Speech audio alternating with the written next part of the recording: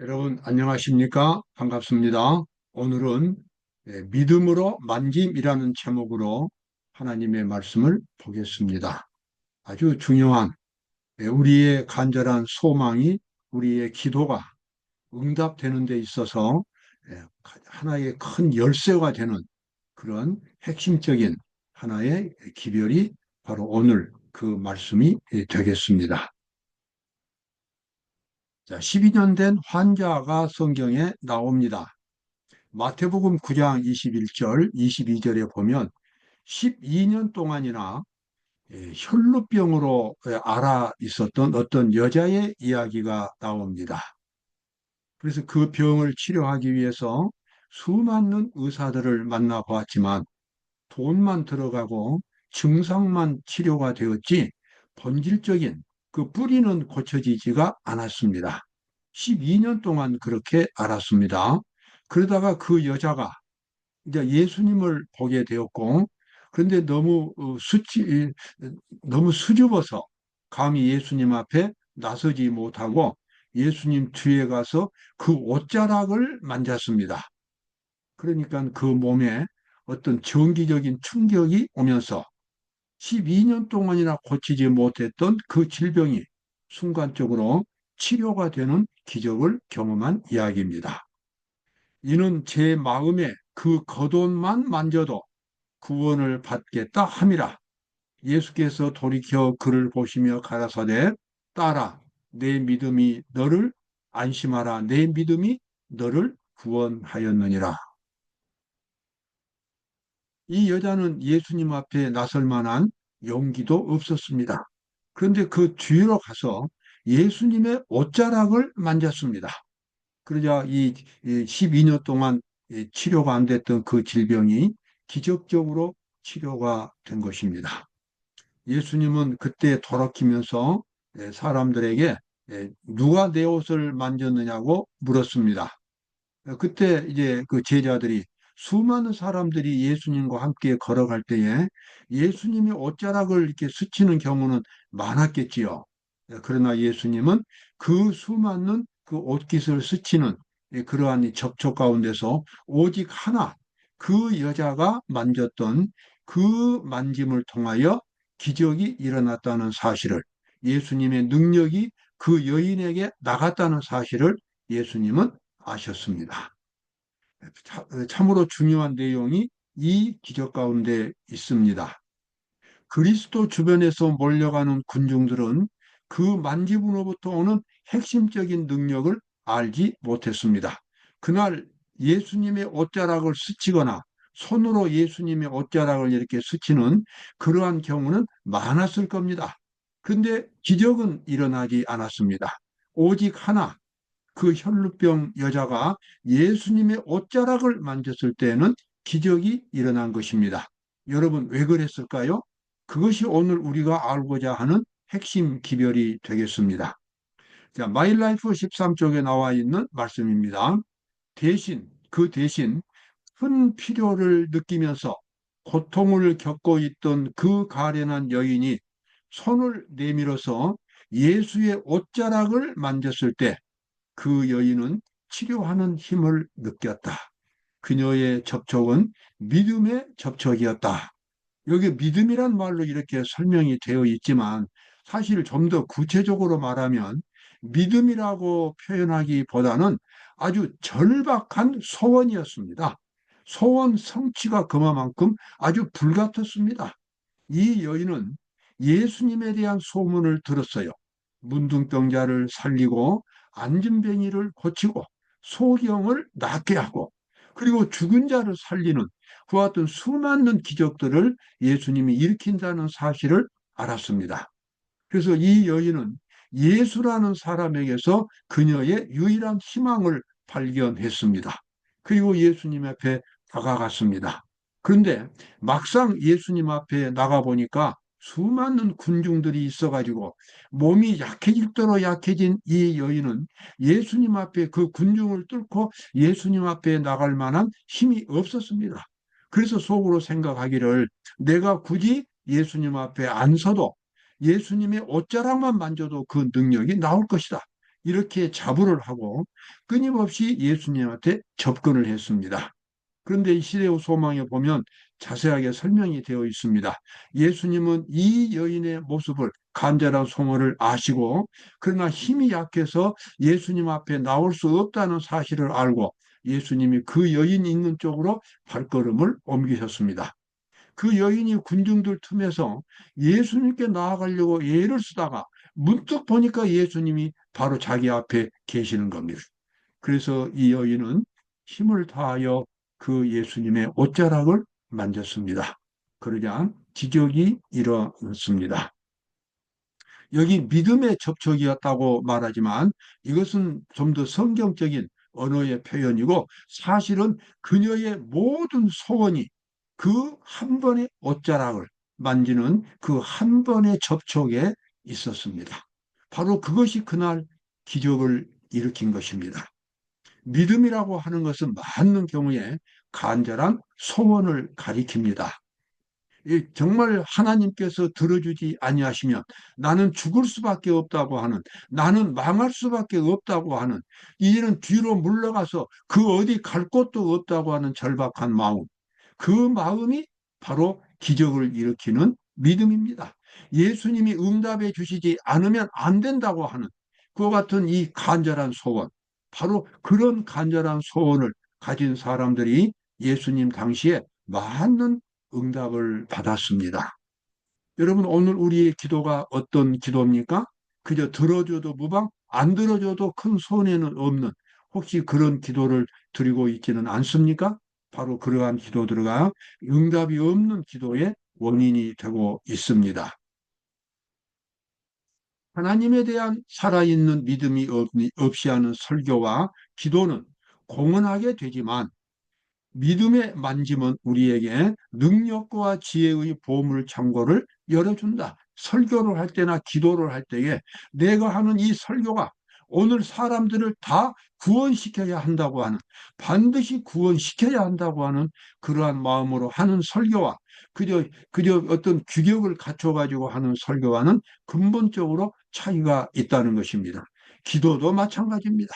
하나님께서 들어주지 아니하시면 나는 더 이상 갈 데가 없다고 하는 그런 마지막 간절한 소원을 가지고 예수님께 드리 기도를 할 때에 그 기도는 응답이 되겠다고 하는 것입니다. 그리스도께서는 그 여인을 책망하지 않으셨다.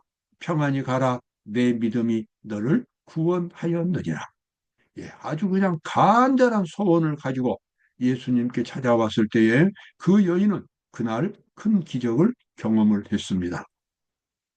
성경은 하나님을 믿지 않는 것을 죄라고 말하고, 사실상 성경에서 말하는 가장 큰 죄는 불신입니다. 하나님을 믿지 않는 것입니다. 왜 이것이 죄입니까? 하나님을 믿지 않으면 모든 것을 다 하나님으로부터 받을 것을 기대할 수 없기 때문에 그렇습니다. 하나님을 믿지 않는다고 하는 것은 죄인인 상태로 그대로 살고 있다는 것을 의미합니다. 그리고 그것은 수많은 죄악 가운데서 영원한 멸망이 되기 때문에 그렇습니다. 불신은 성경에서 말하는 가장 큰 범죄입니다. 형제들아, 너희가 삼가 혹 너희 중에 누가 믿지 아니하는 악심을 품고 살아계신 하나님에게서 떨어질까 염려할 것이요. 히브리서 3장 12절에 나와 있는 말씀입니다. 이 말씀은 지금 과거 이스라엘 백성들이 광야를 여행할 때에 그 경험을 말합니다. 이스라엘 백성들은 광야를 여행할 때에 마음의 깊은 하나님의 의를 경험하지를 못했습니다. 그저 형식적인 그리고 습관적인 예배만 계속 드렸습니다. 그것이 그들의 큰 문제였습니다. 형식적인 것, 율법적인 것, 의무로 하는 것, 그러한 것에는 하나님의 능력이 나타나지 않습니다.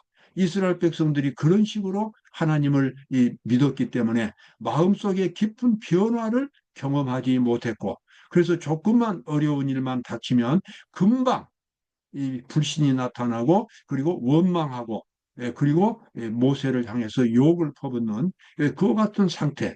겉으로는 하나님의 지식이 있지만 속으로는 하나님의 백성이 가져야 할 근본적인 변화, 새로운 품성의 변화가 일어나지 않았습니다. 바로 그것이 그들의 실패였고 비극이었습니다. 오늘 우리의 신앙생활도 마찬가지입니다. 우리는 반드시 하나님을 믿되 하나님의 지식을 가질 뿐만 아니라 예배를 드릴 뿐만 아니라 근본적으로 나의 죄가 극복되고 그리스도의 정신이 살아있는 그러한 변화를 반드시 경험해야 합니다. 성경은 그것을 안식이라고 말합니다. 또 그것을 완전이라고 말합니다. 새 언약이라고 말하고 죄의 도말이라고 말합니다. 그 진정한 그리스도인은 반드시 그것을 경험해야 하고 그것을 경험해야만 영생을 기대할 수가 있습니다. 종교적인 사물에 대한 일상적인 대화, 영혼의 갈급이나 살아있는 믿음이 없이 축복을 구하는 기도는 얻는 것이 거의 없다. 군중들은 그 만짐으로부터 오는 핵심적인 능력을 알지 못했다.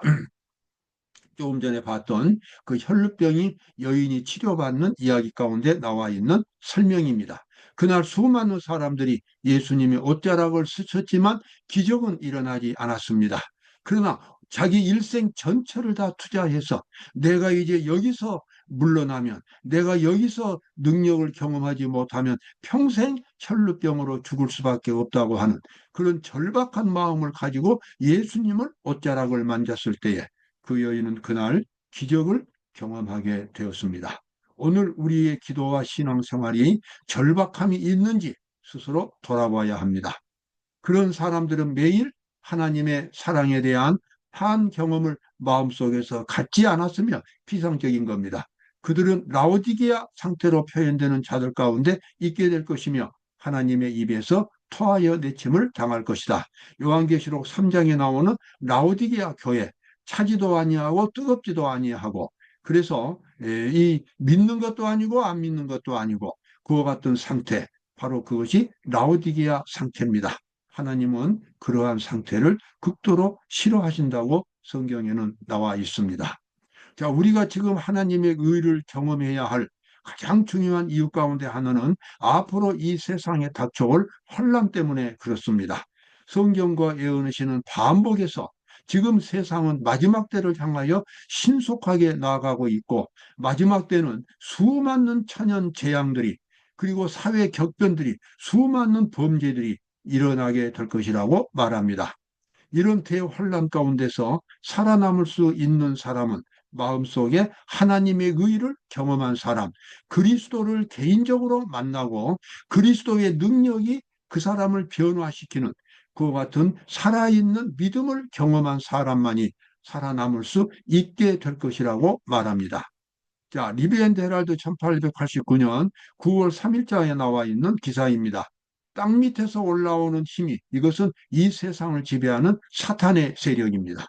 불순종의 자녀들로 하여금 하나님의 율법을 무효화하는데 하나님의 율법을 지키지 못하도록 하고 하나님의 율법을 모든 국가들이 다 이때 폐지하도록 만드는 그와 같은 일요일 휴업령을 의미합니다. 그런데 또 동시에 그래서 이 땅에서는 사탄의 세력이 역사하는데 위로부터는 하나님의 능력이 하나님의 백성들에게 내려온다는 것입니다. 위로부터 내려오는 힘은 율법에 충직하고 예수를 높이는 자들의 마음에 감동을 줍니다. 그래서 마지막 때의 신실한 백성들은 하늘에서 올라오는 능력을 받고 땅에서 올라오는 세력의 공격을 받으면서 그 가운데서 믿음을 지켜야 합니다. 그래서 하늘로부터 오는 능력을 그 어려운 때 경험하려면 평소에 지금부터라도 성실하게 하나님을 만나는 경험, 하나님의 능력을 경험하고 속에서 변화를 경험하는 그와 같은 일이 있어야 할 것입니다. 하나님의 율법에 대한 완전한 순종이 지금부터 시행되어야 합니다. 자신의 마음을 하나님의 뜻에 일치시키는 예수님의 마음과 일치되는 그러한 경험을 반드시 가져야만 되는 것입니다. 형식적인 믿음은 그런 혼란의 때에 아무런 힘을 발휘할 수가 없기 때문에 그렇습니다. 역시 리비엔드 헤랄드 1889년 9월 3일자 기사입니다. 우리는 마지막 시대에 살고 있으며 주께서는 우리가 흑암과 불확실성 가운데 남아있기를 원치 않으신다. 당연합니다. 하나님께서는 우리의 구원이 애매한 가운데 남아있는 것을 원하지 않으시는 겁니다. 우리도 원하지 않아야 됩니다. 여러분 사업을 경영하는 사람이나 자녀를 교육시키는 사람 또는 어떤 중요한 문제를 해결하는 데 있어서 불확실성 가운데 이것이 애매한 가운데 있다는 것을 누가 허용하겠습니까? 사업을 경영한 사람은 어떤 일이 있어도 확실하게 그 사업이 성공할 수 있도록 모든 노력을 기울일 것입니다. 자녀를 교육하는 부모도 자녀가 잘 성장할 수 있도록 부모로서 할 수 있는 모든 일을 다 하고 그래서 확실하게 자녀들이 성공할 수 있도록 그렇게 노력을 할 것입니다. 중요한 일에 대해서 애매한 태도를 우리 사람들은 취하지 않습니다. 하물며 영원한 생명이 걸려 있는 이 영생의 문제, 바로 이것을 후감과 불확실성 가운데 남아있기를 하나님은 원하지 않으신다고 하는 것입니다. 우리는 우리 자신의 구원을 확실하게 그렇게 세워두어야만 하겠습니다. 자, 우리는 세상에서 빛을 발해야 됩니다. 자, 이렇게 되기 위해서는 우리 스스로 변화를 일으킬 수 없기 때문에 하나님의 능력을 믿음으로 받아야 합니다. 완고하고 억센 의지의 지배를 받던 자가 해방을 얻고 하나님의 거룩한 능력의 이끄심에 전심으로 복종할 때 기적이 이루어지는 것이다. 여기 나와 있는 단어 중에서 전심, 마음을 다하여 정말 간절한 마음으로 하나님을 붙들 때에 기적이 일어나는 것입니다. 그 기적은 죄의 세력을 극복한다는 것입니다. 죄의 지배에서 받지 않고 이제는 그리스도의 지배를 받는 새로운 사람이 된다는 것입니다. 완고하고 억센 의지의 지배를 받던 자가 해방을 얻고 하나님의 거룩한 능력에 이끄심에 전심으로 복종할 때 기적은 일어나게 되는 것이다. 여러분 진정으로 마음을 하나님께 바쳐보시기 바랍니다. 그리고 반복해서 바쳐보시기 바랍니다. 가장 간절한 마음으로 기도하시기 바랍니다. 그때 마음속에 놀라운 기적이 일어나게 될 것입니다. 그는 그는 이제 진심으로 기도하는 사람입니다. 그는 불멸을 위한 싸움에서 모든 근육을 힘껏 사용하고 모든 능력을 활용하도록 부름을 받았다. 그러나 부족을 채워주시는 분은 하나님이시다. 여기 아주 중요한 기별이 담겨 있습니다.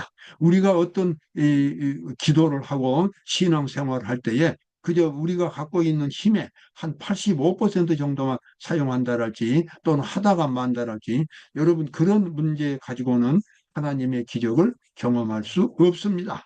진정으로 하나님의 의를 경험하기를 원하는 사람은 자기가 가지고 있는 모든 힘을 다 사용해서 하나님을 붙들어야 하고 그것을 실천에 옮겨야 하고 순종해야 한다고 하는 것입니다. 그렇게 하는데도 역시 죄인이기 때문에 부족할 때가 있는데 그때는 그 나머지 부분은 하나님께서 다 채워주신다고 여기 약속이 되어 있습니다. 그래서 우리는 믿음으로 하나님의 의를 경험하게 되는데 그 믿음은 완전한 헌신, 완전한 순종을 의미하게 되겠습니다. 그런 사람만이 실질적으로 하나님의 능력을 경험할 수 있습니다. 몇 차례의 연약하고 간헐적인 그 말은 가끔 하는 그 말입니다. 간헐적인 노력으로는 잘못이 바로잡힐 수 없고 품성의 개혁도 이루어질 수 없다. 맞습니다. 연약한 결심, 하다 말다 하는 일, 이러한 일들 가지고는 품성이 고쳐지지 않고 하나님의 의는 경험되지 않습니다. 정말 그 12년 동안 그 병을 앓았던 여인처럼 자기 인생 전체를 하나님께 두고 전력 투구하는 그 믿음이 기적을 일으키게 되고 그래서 우리가 죄를 극복하고 의인의 삶을 살 수 있는 그와 같은 새로운 사람으로 변화를 받을 수 있겠습니다. 여러분 오늘 또 기쁨이 넘치는 하루가 되시기 바랍니다. 감사합니다.